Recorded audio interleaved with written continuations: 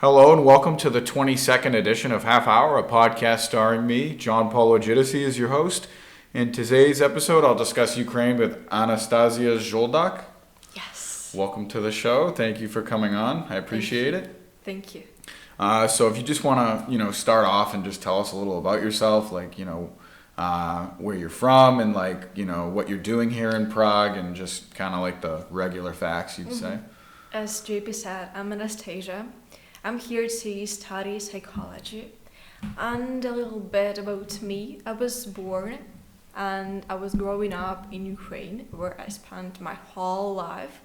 But last 2 months, I'm living here in the Czech Republic, in Prague. How do you like it so far? Yes, I think so. I'm absolutely in love with the atmosphere of Prague. Mm-hmm. It's so calm. Mm-hmm. But on the other hand, people are so lazy. Yeah? I think so.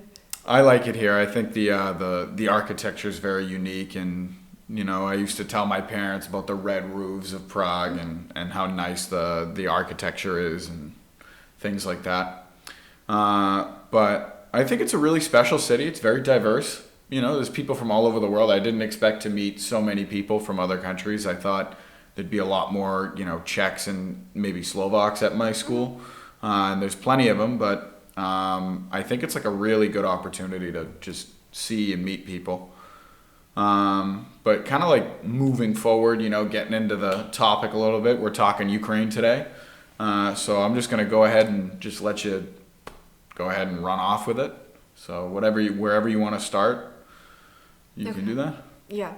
Today I come back from Ukraine, where I spent my weekend. And according to that experience of living some days in Ukraine, I can compare the atmosphere and the conditions of life here in the Czech Republic, where I had been staying for like 2 months, and the conditions and everything in Ukraine. I was in Lviv, in the closest city to Polish borders. However, at the same time, Jesus, I think, thanks to life in Prague, I used to feel myself every time in safe. I mean, like, everything is so calm, as I said. People are lazy, they typically don't worry, but Ukraine is completely different. Mm-hmm. It's something between life and death. When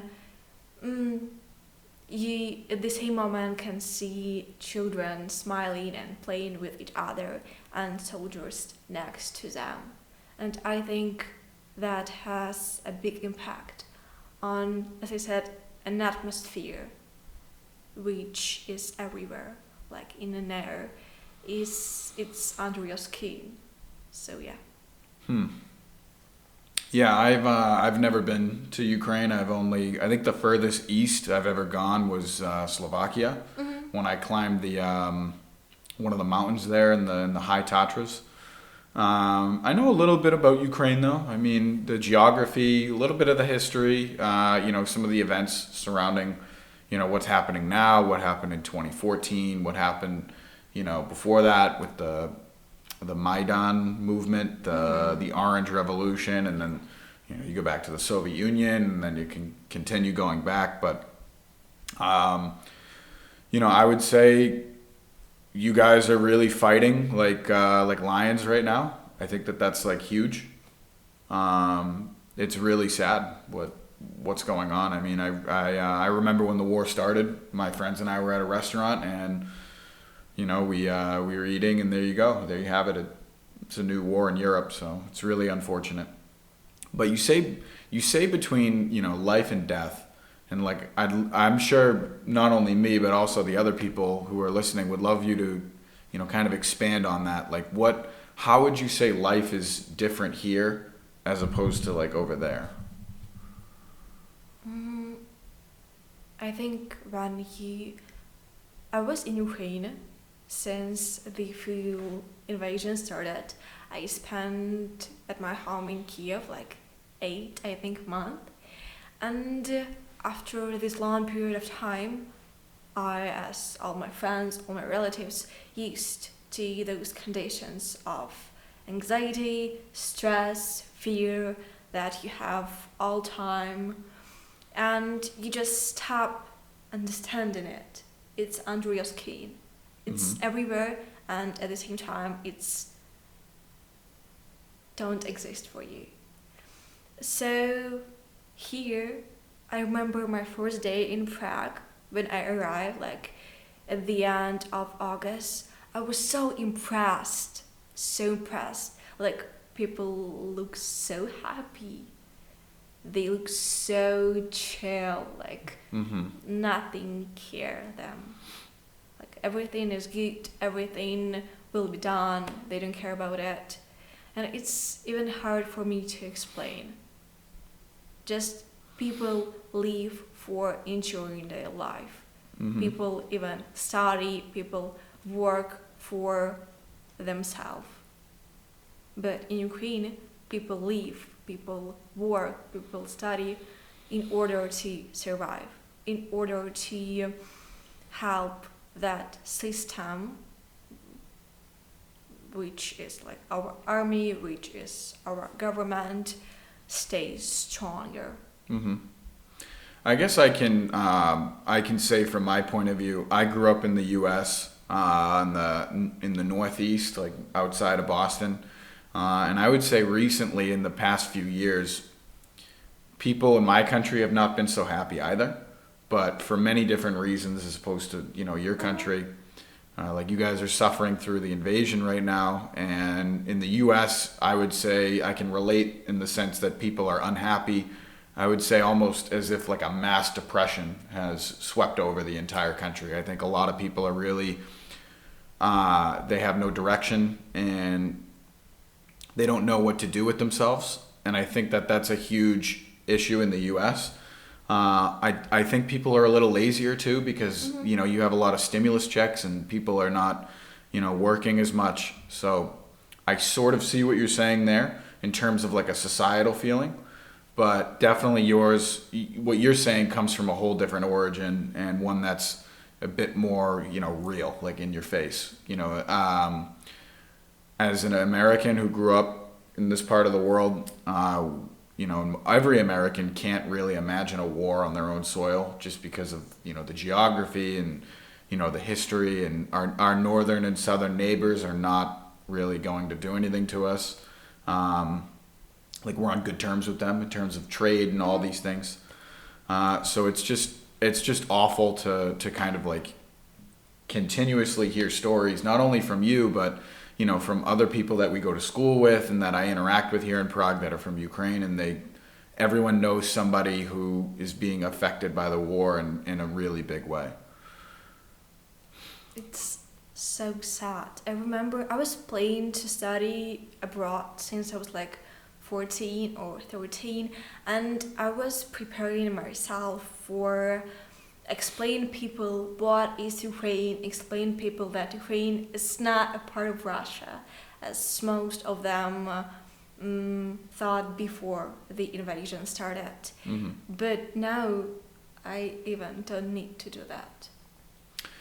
Where I come from, a lot of the people who are especially a little older, they used to think Ukraine, they would assume Ukraine is Russia, like just, and I don't think it's meant to be offensive in this way. It's more about the legacy of the Cold War and the history. I know that a lot of Americans I talk to, anything east of Poland, that's Russia, and like they don't know the difference. Jesus. Yeah, they don't know the difference. They're just not educated. Like I had one of my relatives ask me, why did you decide to choose Czechoslovakia to study in? And I laughed and I said, yeah, and I laughed and I said it's Czech Republic now, and they separated. But so was you going to study in 20th century? Yeah, right. I was getting in a time machine going back.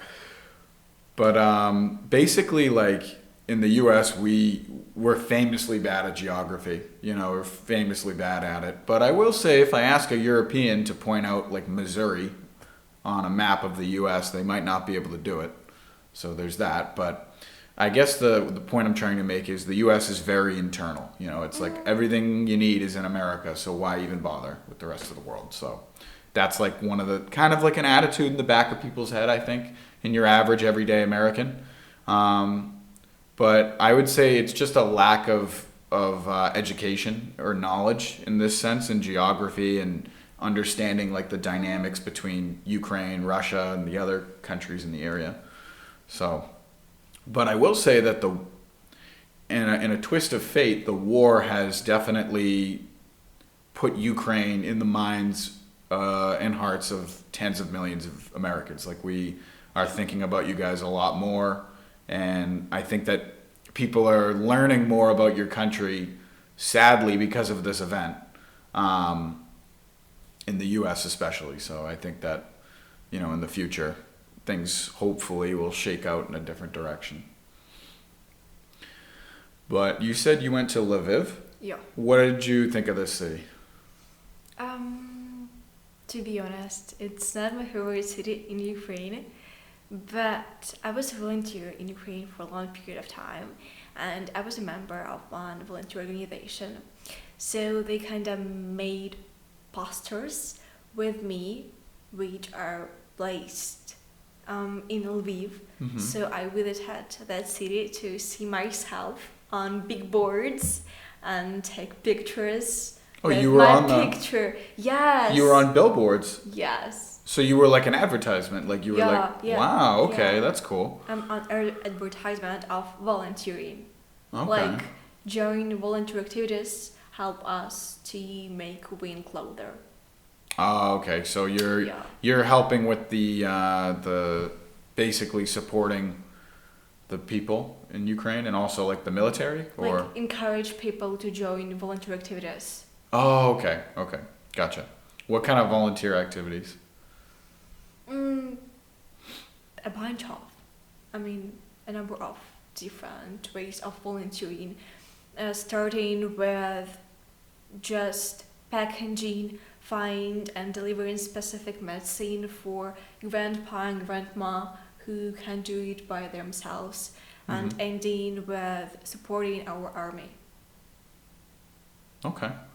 Yeah, that's cool.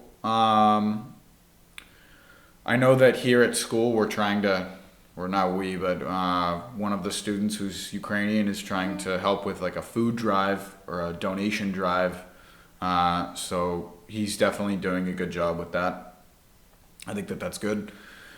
But you know, if I continue asking, right, like, what are some other major differences between there and here? Like, you know, they use a different currency, obviously, in Ukraine. But is the standard of living different? Like, is it wealthier here? Is it poorer here? Is that even a factor? What do you think? I think the main difference for me between Ukraine and the Czech Republic, except the condition of war, is that Ukrainians understand the value of products made by Ukrainians. For instance, there are a number of Ukrainian brands who produce like stuff from clothes to food, and Ukrainians typically are much more likely to buy something made by their friends, by other locals. And I think thanks to war, my nation started understanding and see the value of it. In the Czech Republic, to be honest, I can't see it.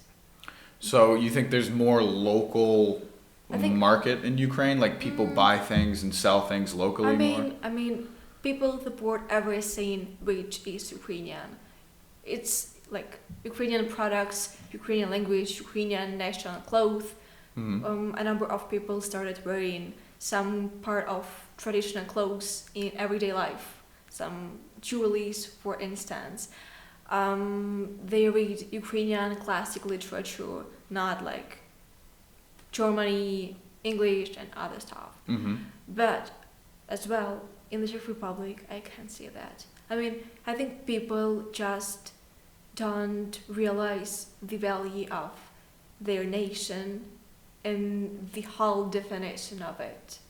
I mean, they can say, I'm proud of being Czech, but they don't support Czech businessmen. They don't wear Czech traditional clothes sometimes, for instance, and stuff like that.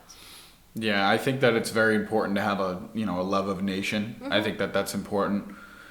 As an American, a lot of us like the country, a lot of us don't who live there, and to varying degrees. But I think that America is kind of in this way, like America, people generally want to solve problems, and they will, our government structure is very good at doing that. I just think right now we're in like a very bumpy time in the U.S. What do you mean by it?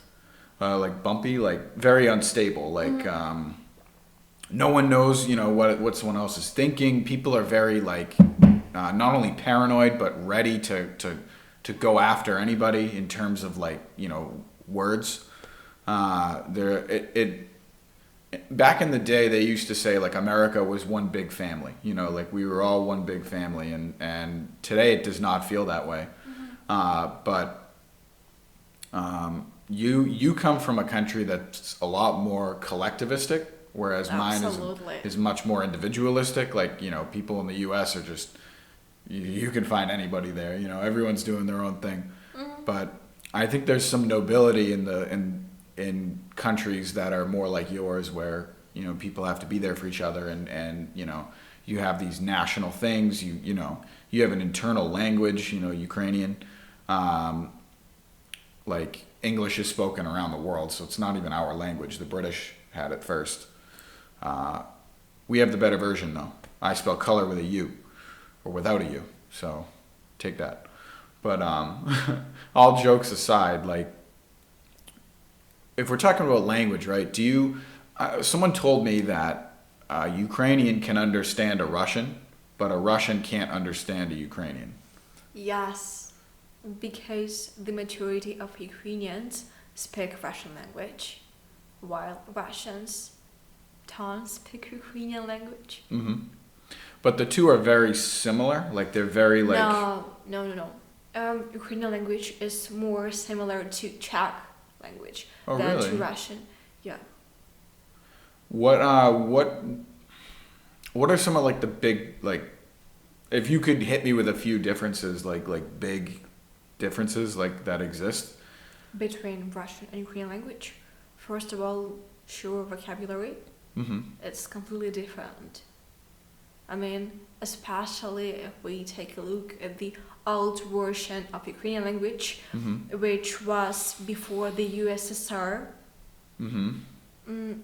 Majority of words are completely different, and pronouncing of words. I mean, when people speaking in Ukrainian, they have some kind of voice modulation comparing to the voice modulation speaking Russian. Okay. Voice modulations, like the sounds you make? Yeah. Almost? Okay. As someone who speaks English only, and like also as an American, so we're all the way over here, it's kind of like, I always love asking these questions, especially out here in Europe, because, people have such different experiences and stuff like that. What made you want to study abroad? I remember you said you've been wanting to study abroad since you were like younger, like 14, right? What made you want to go abroad, but also why here in Prague? Should I answer you with my thoughts nowadays, or what I thought when I was 14 or 13? Well, I guess it's more of like a build-up, right? Like, what did you think back then, and then as the years went by, how did that affect your like thinking? I think when I was 14, I wanted to explore another way of life because, as I said before, I spent my whole life in Ukraine. I was abroad like 2 times Mm-hmm. when I was 8 and 10. So it was completely another world for me. And now I agree with this idea, and at the same time, it's a good opportunity for me to make friends with people all around the world, to discover their culture, to find something interesting for me from their nationality, from their traditions. And sure, I'm studying science, I'm psycho student. So studying in English, I think, is pretty useful for me Mm-hmm. to be able to gain majority of knowledge written in English, like language which is used everywhere. Mm-hmm. And sure, 2 diplomas, American one and European one. Yeah, I'm excited to have that too. Hopefully, Yeah. knock on wood. But I guess I understand what you're saying when you say that it's good to go and see the rest of the world. Like I didn't leave the. I don't think.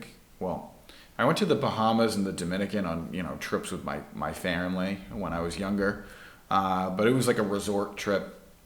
In the Dominican Republic, we didn't go into a local market and speak Spanish with the locals. We didn't do that. We just stayed on like a resort. The first time I went to Europe, I went to Scotland and Ireland, and they speak English there. So that was like, okay, it's just America with funny accents, right? That's what I was thinking in my head. And then I came here, and it was totally like a culture shock, like crazy different. I really like the metro system here. And a fun fact for you, the deepest metro in the European Union is right down the road at Namiesty, but also the deepest metro in all of Europe is actually in Kiev, I was reading. I don't know which one though. I think it's called Arsenal. Oh, okay. That's cool. What would you say, like, in terms of you said you grew up in Kiev, right? Yeah. What is this city like? Like, is it what are some characteristics that define Kiev?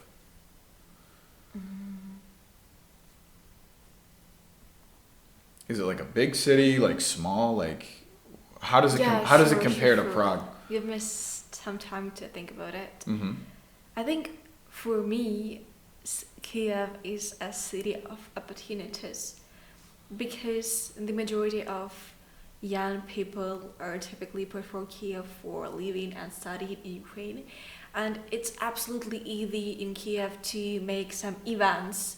For instance, I think 5 or 6 of my friends are creators of wide range of events like literature evenings, some evenings for buying and selling stuff and stuff like that. And I think living in Kiev in my childhood and living here in Prague, it's completely different experience, and I'm sure that it helps me to gain as much knowledge as I can. Because in Ukraine, especially now, people live like it's their last day. Mm-hmm. They enjoy every moment, but at the same time, they work and study as much as they can. Prague is the opposite situation. So People are enjoying their life, but they are like more calm. They relax a number of time. So the attitude in Kiev right now is like work hard, play hard type of. As always, Yeah. always. Would you say that if someone like me, right, I speak English and that's it. If I went to Kiev, would I be able to have a conversation with if I went to a restaurant or if I went like to a store, is it like here where I can largely get by. Like I can order something to eat or get something if I need to. I think people in Kiev are friendly, Hmm. and especially for me, it's enough fascination to see a foreigner who is trying to speak with me. This is why, for instance, I would be embarrassed by the situation.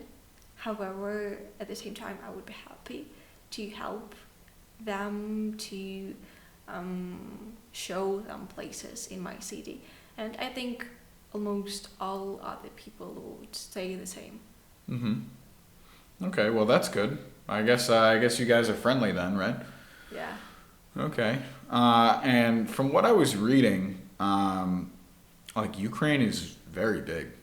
It's a big country. absolutely. I think it's bigger. I think it's the biggest country in Europe. Yes, it is. Um, like in terms of land area. I know that there's not. If I'm not wrong, the territory of Ukraine is like 5 Austrias. Really? Yeah, but I can be wrong. It might be a Maybe little. It might maybe be. four, maybe four. It might be bigger than 5. Might be a lot bigger. Bigger. Yeah, it might be a lot bigger. Austria's kind of. They're like a mid-level. They're like a Czech Republic. Like they're like they're similar size to them. But one of the places I want to go to in Ukraine someday Yeah. is the mountain. The Carpathians. Hmm. Yes, it's one of my favorite places in Ukraine. I know that there's some mountains there that are in the Carpathian mountain range. Obviously, that's the name of it. What did you call it again? What? The Carpathians. Oh, okay. The I definitely want to do some hiking there, and I don't know. I'd probably want to just go to other places in there someday. But I would like to recommend you to visit Odessa. Odessa? Yeah, after the Carpathians. Odessa, it's a city located next to Black Sea. I don't know why, but the atmosphere there is pretty similar to the atmosphere in Tbilisi for me. Okay, in Georgia. Yes. Have you been there? I have relatives there. Oh, okay. Yeah, Odessa is that's near Moldova, right? It's Yeah. sort of near it. Okay, so that's another one. It's like a city of Jewish people. Oh, there's a lot of Jewish people there, like a big population. Yeah. Oh, I was gonna say, Ukraine's a big country, but there's not like you guys have. I think 35 million people, maybe more, maybe like 40 million people. 40 million. Yeah. Okay. So California is like similar. Like they have 40 million people. I don't know if California is bigger or smaller than Ukraine though. I have no clue. But we don't have buildings higher than like 30 floors. Oh, okay. So you don't have a lot of like skyscrapers, like the big. But you guys do a lot of agriculture, so yeah, you guys. I know that. What's the river called? Dnipro. Yeah, that one.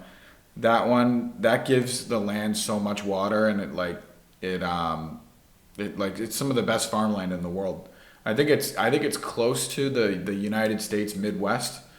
We have like these rolling. We call them the Great Plains, and they're just flat, empty spaces that are really good for agriculture. And like we grow a lot of food in the U.S. We actually export more food than we eat, which is what you guys do too, actually. Yeah. Would you say that like before and after the invasion, right? What is the biggest thing that's changed? You talk to me about like people live with the fear, but they keep it down and they go about their life. What's something else? Like what is like the biggest thing that's changed? In Ukraine.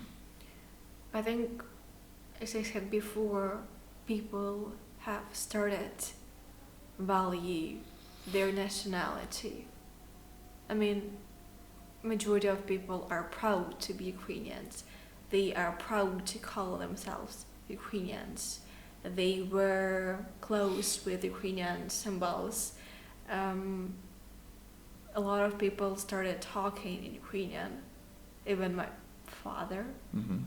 who was raised in USSR, which is Russia right now, and he Mhm. was speaking Russian his whole life. But he moved to Ukraine?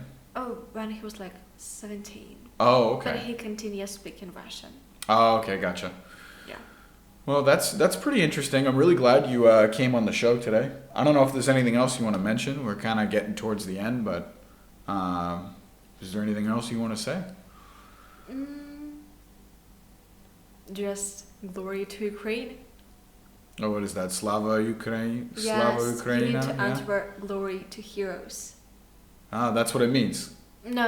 Glory to Ukraine, and the Mhm. answer is glory to heroes. Oh, okay. Okay. That's good. Do All it right. again. Glory to Ukraine. Okay, glory to Ukraine. No, glory to heroes, you should say. Oh, you're saying it to Yeah, me. the last time. Okay, let's do it again. Glory to Ukraine. Okay, glory to heroes. Yes. All right. Guys, thank you for watching. We'll have some more episodes soon, and peace. Cheers.